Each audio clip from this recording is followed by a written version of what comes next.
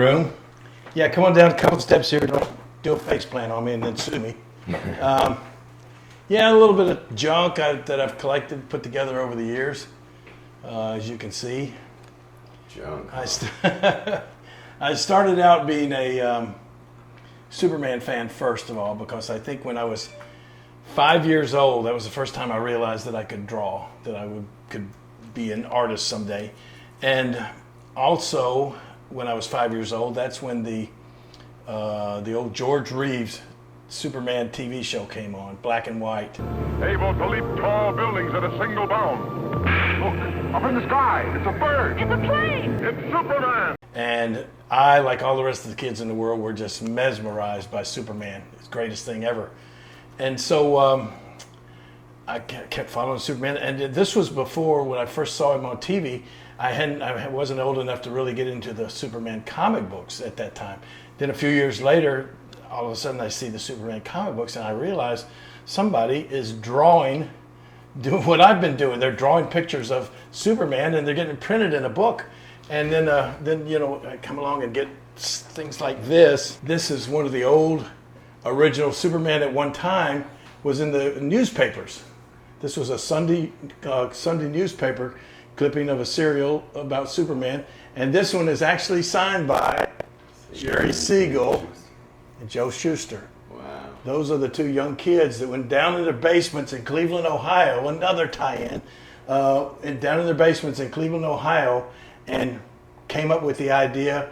One guy was a kind of a writer, and the other guy was an artist, and they came up with the idea of Superman, and that's where Superman was really created, in the basement of a house in Cleveland, Ohio. And so that, like I said though, as a kid I saw, gosh, this is what I want to do. I want to take my art and I want to draw Superman someday for a living.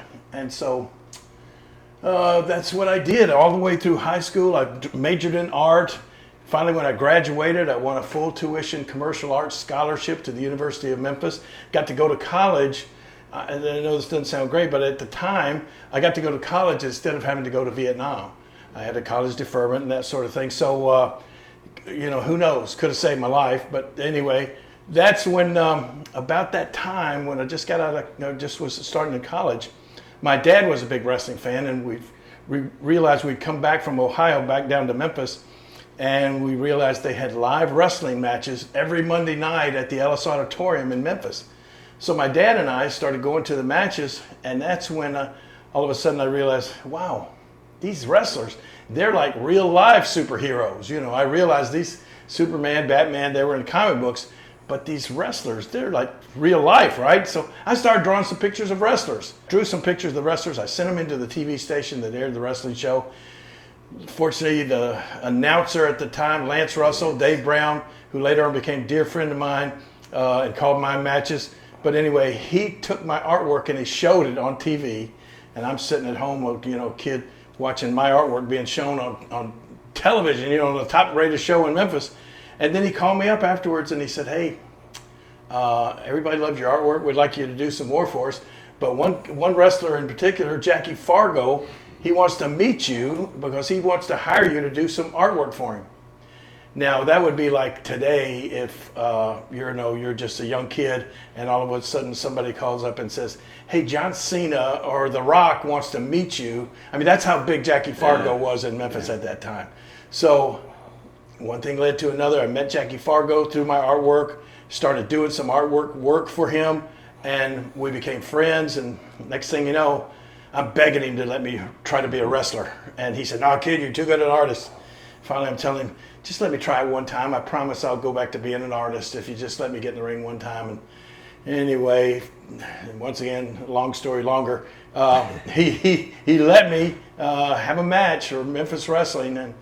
And 52 years later, I'm still wrestling after I told Jackie at the time, no, one match and I'll go back to being an artist. But I still do artwork, and I still draw Superman and Batman on a regular basis, So that's why two reasons.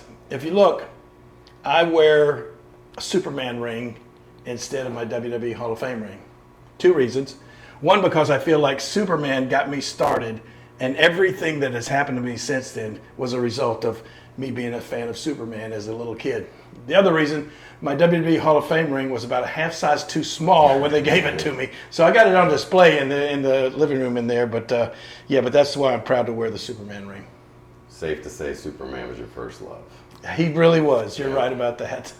And how much did they make for creating Superman at the time? Next to nothing. Like $20? Yeah, something like that. And then even years later, it was after the first Superman movie came out that they actually somebody got together and said, "Look, let's throw these guys. I mean, give them what they deserve." And they started making some money off of their creation. That for years and years and years, while it became so famous, they made nothing off of it. But I think they made it right with them before they passed away. Yeah, they credit him with the movie, and Neal Adams, I think, fought for him to get. Neal Adams, who just passed away recently, love that guy.